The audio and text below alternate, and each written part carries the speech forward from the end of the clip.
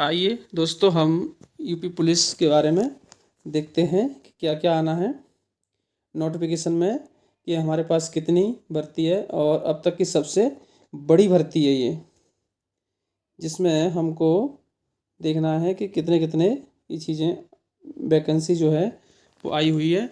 तो सबसे पहले हम देखते हैं कि किसमें कितने पद हैं। तो हम यहाँ पे देख रहे हैं कि जनरल के लिए जो पद हैं वो आपके 24,102। EWS यानी विशेष आरक्षण है ये जनरल वालों के लिए, जिसमें आपका 6,024 है। और अन्य पिछड़ा वर्ग OBC, जिसके लिए हम देख पा रहे हैं कि यहाँ पे 16,264। SC के लिए देखें तो 12,650। अनुसूचित जनजाति के लिए देखें यानी ST के लिए तो आपका 1,204, यानी टोटल हैं आपके 60,244 पद। हमें तो सिर्फ अपना एक पद निश्चित करना है। अगर आपने तैयारी अच्छे से की तो आपका एक सीट पक्की है। अब हमारा देखना है कि कब से ऑनलाइन है, कब तक ऑनलाइन होना है। तो इसमें हम देखते हैं तो हमारा जो ऑनलाइन है, जो हमारा 27/12/2023 से शुरू है और अंतिम तिथि है 16/1/2024 रजिस्ट्रेशन की, और फाइनल सबमिट होने की 18 जनवरी 2024।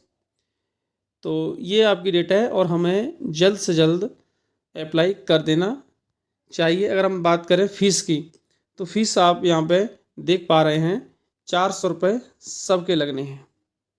400 रुपये, चाहे वो किसी भी कैटेगरी से आता हो, 400 रुपये लगने ही लगने हैं। आगे देखते हैं। आप इसमें आपका जो महत्वपूर्ण चीज़ें हैं हमको पूरा नहीं पढ़ना है कि योग्यता तो इंटर पास है, 12वीं आपकी होनी चाहिए। और अगर हम आयु की बात करें तो सरकार ने एक बहुत अच्छा मौका दिया है युवाओं को, जिसमें 3 साल बढ़ा दी गई हैं। यानी जनरल वालों की जो एज होती थी उससे 3 साल एक्स्ट्रा है। ऐसे ही SC OBC सबके लिए 3 साल एक्स्ट्रा हैं, तो वो आराम से देख सकते हैं। अब हम देखते हैं कि हमारा इसमें किस तरीके से पेपर होना है, लिखित परीक्षा कैसे होगी उसके बारे में देखेगा। तो लिखित परीक्षा है हमारी यहाँ पे। लिखित परीक्षा में आपका ऑब्जेक्टिव पूछा जाएगा, जिसमें आपका 300 अंकों की परीक्षा होगी। ये दे रहा है 300 अंकों की परीक्षा, और वो भी 2 घंटे में, और जिसमें 4 विषय होंगे आपके। सामान्य ज्ञान और तुम्हारे सामान्य हिंदी, संख्यात्मक एवं मानसिक योग्यता, मानसिक अभिरुचि, बुद्धिलब्धि एवं तार्किक क्षमता। ये 4 पार्ट में आपके आएगी, और इसमें क्वेश्चन होंगे आपके 150 क्वेश्चन होंगे, और प्रत्येक क्वेश्चन 2 अंक का होगा। अगर हम बात करें कि निगेटिव, तो हाँ इसमें निगेटिव है 0.5, यानी अगर आपका गलत उत्तर है तो आपका 0.5, यानी एक क्वेश्चन 2 नंबर का है तो उसमें से आधा नंबर आपका कट कर लिया जाएगा सही में से, अगर आपका गलत है तो ये चीज़ें हैं, हमें सावधानी से पेपर देना है। अब बात करते हैं सिलेबस की, कि सिलेबस क्या है। इसमें जो महत्वपूर्ण चीज़ें हैं, और इसमें एक महत्वपूर्ण चीज़ और है कि लंबाई कितनी है। बहुत से बच्चे कमेंट करते हैं कि सर हमारी लंबाई कितनी है, कितनी छूट मिलेगी कि नहीं। तो लंबाई में छूट नहीं रहती है, चाहे वो सामान्य, अन्य पिछड़ा वर्ग एवं अनुसूचित जाति, तीनों के लिए जो लंबाई है पुरुषों की वो है 168 सेंटीमीटर। 168 सेंटीमीटर से कतई कम नहीं ली जाएगी। ये हमें इतना सरकार को लेना ही लेना है। अगर हम बात करें अनुसूचित जनजाति, तो उनके लिए कम है। अनुसूचित जनजाति यानी ST के लिए है आपका 160 सेंटीमीटर। 160 सेंटीमीटर। अगर हम बात करें सीना की, तो सीना आपका 79 सेंटीमीटर से बिना फुलाए 79, बिना फुलाए।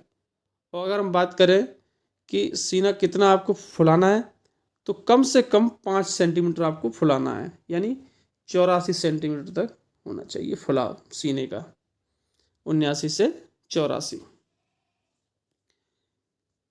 तो अब बात आती महिलाओं की लंबाई कितनी है, तो हम यहाँ पे महिलाओं की लंबाई भी देखते हैं, चाहे वो सामान्य की हो, चाहे अन्य पिछड़ा वर्ग ओबीसी हो, चाहे एससी हो, इन महिलाओं के लिए है 1,52 1,52 महिलाओं के लिए, चाहे वो एससी हो, ओबीसी हो, जनरल हो, सबके लिए 1,52 सेंटीमीटर। अगर हम बात करें अनुसूचित जनजाति की, तो उसमें लंबाई आपकी है महिलाओं की 147 सेंटीमीटर, इतनी लंबाई। अगर हम महिलाओं की वजन की बात करें कि वजन कितना होना चाहिए, तो वजन है यहाँ पे आपका 40 kg, कम से कम 40 kg होना चाहिए, इससे कम नहीं होना चाहिए। फिर है आपकी शारीरिक दक्षता की दौड़ कितनी होनी है इसमें, तो उसको हम देखेंगे।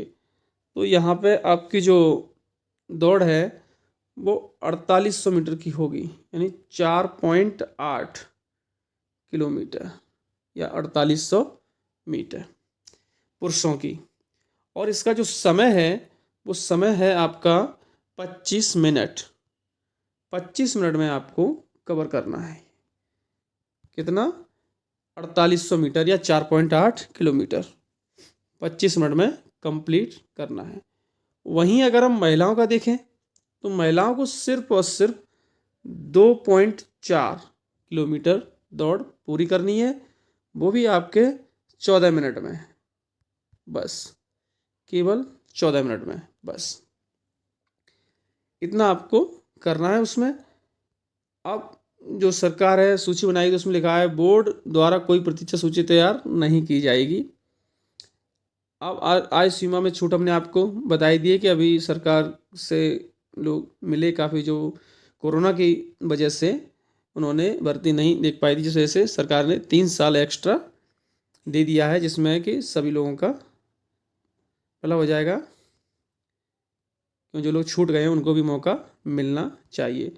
अब हम बात करते हैं सिलेबस की कि इसमें आना है तो क्या क्या चीज़ आनी है, उसके बारे में हम देखते हैं।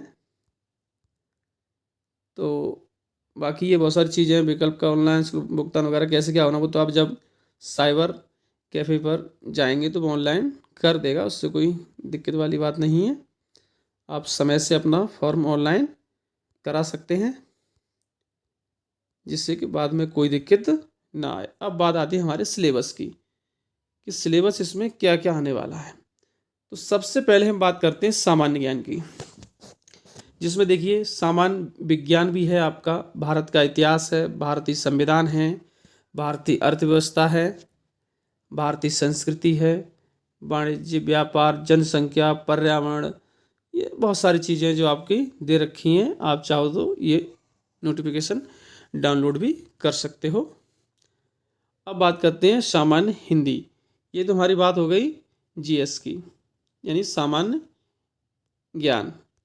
तो सामान्य ज्ञान हमारा हो चुका। अब देखते हैं सामान्य हिंदी। ये क्या हो गया, अभी रुको। सामान्य हिंदी जिसमें हम देख पा रहे हैं, सामान्य हिंदी में देखिएगा हिंदी और हिंदी भारतीय भाषाएं जैसे आपकी हिंदी है, उर्दू है, कि हिंदी के बारे में लिपि, पाली वगैरह ये सारी चीज़ें इसमें पूछी जाएंगी। हिंदी व्याकरण तो पूछा ही पूछा जाना है। हिंदी व्याकरण में क्या क्या चीज़ें वो उसने स्पष्ट कर रखा है। सबसे पहला है आपका वर्णमाला, जिसमें से 3 से 4 क्वेश्चन पूछने की संभावना पूरी रहती है। तद्भव और तत्सम, पर्यायवाची है, विलोम शब्द है, अनेकार्थ है, वाक्यांशों के स्थान पर एक शब्द, और आपका है सर्वनाम है, विशेषण है, क्रिया, काल, वाच्य, अव्यय, उपसर्ग, प्रत्यय, संधि, समास, प्रसिद्ध कवि, लेखक एवं उनकी प्रसिद्ध रचनाएं, हिंदी भाषा में पुरस्कार और विविध में तो बहुत सारी चीज़ें आ जाती हैं, लेकिन हमें घबराने की आवश्यकता नहीं है, क्योंकि हम सारी चीज़ों को बारी बारी से कवर करेंगे। अगला है आपका संख्यात्मक एवं मानसिक योग्यता। संख्यात्मक एवं मानसिक योग्यता, तो इसमें है यानी गणित की बात करें तो इसे दो भागों में बांट दिया गया है, संख्यात्मक योग्यता और मानसिक योग्यता। संख्या पद्धति है आपकी, सरलीकरण है, दशमलव और भिन्न है, आपका एलसीएम है, लासा मासा, अनुपात समानुपात है, आपका परसेंटेज है, लाभ हानि है, डिस्काउंट यानी छूट, भागीदारी है आपकी यानी एवरेज औसत है, समय और कार्य है, मेंसुरेशन है और विश्लेषण कार्य, सारी चीज़ें। साड़ी से भी कुछ सवाल आएंगे आपके। अगर हम बात करें मानसिक योग्यता, तो मानसिक योग्यता तार्किक आरेख, यानी इसमें आपको ये ध्यान रखना है, ये यूपी पुलिस में सबसे ज़्यादा उत्तर प्रदेश पुलिस में जो आएगी वो रीजनिंग है, सबसे ज़्यादा रीजनिंग। कुछ गणित में भी आपको रीजनिंग दिखेगी, कुछ रीजनिंग में भी रीजनिंग दिखेगी। जैसे ये वाला आपका जो पार्ट है ये सब रीजनिंग का ही है, ये वाला पार्ट आप देख पा रहे थे ना, ये सब रीजनिंग का ही पार्ट है। और कहने के लिए है कि ये गणित में दिखा रहा है। संकेत संबंध, विश्लेषण, शब्द रचना परीक्षण, प्रत्यक्ष ज्ञान बोध, और ये वर्णमाला में आंशिक समरूपता, दिशा ज्ञान परीक्षण, आंकड़ों का तार्किक विश्लेषण, ये सब आपका रीजनिंग से संबंध रखता है। आगे और देखिएगा नीचे, ये मानसिक अभिरुचि, बुद्धिलब्धि एवं तार्किक क्षमता, ये भी आपकी रीजनिंग ही है। नीचे देखेंगे आप मानसिक अभिरुचि और बुद्धिलब्धि, तो इसमें भी रीजनिंग टाइप के ही सवाल होते हैं। तो आप देख पा रहे हैं कि मानसिक अभिरुचि में क्या है, अपराध नियंत्रण, विविध शासन, जनहित, सांप्रदायिक सद्भाव और व्यवसायिक सूचना, ये सारी चीज़ें हैं वो आपको बारी बारी से। समकालीन पुलिस मुद्दे, इसमें कुछ क्वेश्चन ऐसे पूछे जाते हैं जैसे कि आप रात के समय जा रहे हैं, आपकी ड्यूटी एक चौराहे पर लगा दी जाती है और कोई ऐसा आपको टॉपिक दे दिया जाएगा, उस समय आपको क्या करना है, इस टाइप के भी इसमें क्वेश्चन आपसे पूछे जा सकते हैं। बुद्धिलब्धि की बात करें तो इसमें वही संबंध एवं आंशिक समानता है, असमान चिन्हित करना, श्रृंखला वाले आपके हैं, इसमें रक्त संबंध वगैरह है, ये सब सारी चीज़ें आपको बारी बारी से कराई जाएंगी। ये सब रीजनिंग का ही पार्ट है, विशेष आपको घबराने की आवश्यकता नहीं है। तार्किक क्षमता की बात करें तो देखो इसमें भी वही चीज़ें हैं, समरूपता, समानता, भिन्नता, खाली स्थान भरना, निर्णायक क्षमता, पर्यवेक्षण संबंध, ये सब आपके अंकगणितीय तर्क, तो इसमें आपको विशेष दिक्कत वाली बात होने वाली नहीं है, बारी बारी से आप सारी चीज़ें देख सकते हो, ऐसी कोई दिक्कत वाली बात नहीं है। तो ये था आपका सिलेबस, जिसे हम बारी बारी से कंप्लीट कराने का पूरा प्रयास करेंगे। तो नोटिफिकेशन में बहुत सारी चीज़ें हैं, आप चाहे तो बारीकी से पढ़ने की आवश्यकता नहीं, पढ़ने की आवश्यकता है आपको तो सिर्फ और सिर्फ अपने सिलेबस पे ध्यान देने की कि हमें क्या पढ़ना है। हिंदी में सारी चीज़ें आपको बता ही दिया गया, क्या क्या चीज़ें आनी है, रस छंद अलंकार, सारी चीज़ें आपकी आनी है। तो आपको ये सारी चीज़ें आपने देख ली होंगी, उम्मीद करता हूँ आप अच्छे से समझ गए होंगे कि यूपी पुलिस में महत्वपूर्ण चीज़ क्या है। मैं आपको एक बार फिर बता देता हूँ कि यूपी पुलिस में आपको सबसे मेन चीज़ ध्यान रखनी है कि आपको 16 जनवरी से पहले अपना फॉर्म साइबर कैफे पे कहीं जाके अप्लाई कर देना है, बाद के लिए नहीं रहना है। दूसरा, अपनी तैयारी में अभी से लग जाना है जी जान से, क्योंकि हमें सिर्फ एक सीट चाहिए, बस अतिरिक्त सीट से मतलब नहीं, हमें सिर्फ एक सीट चाहिए, उसके लिए तैयारी करनी है, वो सीट आपकी है। क्यों, आप मेहनत करेंगे तो आपकी सीट वो पक्की है, उससे कोई रोकने वाला नहीं है। तो हमें अपनी एक सीट के लिए तैयार रहना है, अपनी सीट जमा के रखना है कि हमको इस सीट पे जाना है, बस आप मेहनत अपने हिसाब से बेहतरीन करने की कोशिश करें। बाकी हम भी आपके साथ रहेंगे, पूरा प्रयास करेंगे कि जल्द से जल्द आपका हिंदी का जो सिलेबस है वो आपका पूरा कराया जाए। हिंदी में लगभग जो क्वेश्चन है आपके 37 से 38 क्वेश्चन आने की संभावना रहती है। रीजनिंग है उसमें ज़्यादा रहती है सिलेबस को, और उसमें मेन चीज़ है रीजनिंग में आपका अभ्यास होना चाहिए आपका बहुत ज़्यादा। रीजनिंग में आपको अभ्यास सबसे ज़्यादा करना है, तो आपको पार्ट बाय पार्ट सारी चीज़ें मिल जाएंगी, हिंदी की, रीजनिंग की और गणित की भी। तीनों चीज़ें आपको कराई जाएगी, समय समय पर आपको जीएस भी कराई जाएगी। और जो वैकेंसी आपकी ये वाली हैं, मैं आपको पहले बता चुका हूँ, सिर्फ इसमें और इसमें आपको एक सीट अपनी निश्चित करनी है कि मुझे एक सीट इसमें लेनी है। और सरकार ने काफ़ी अच्छी वैकेंसी निकाली हुई है, तो हमें इस पर अच्छे से ध्यान देना चाहिए और हमारा सिलेक्शन पक्का होगा। धन्यवाद।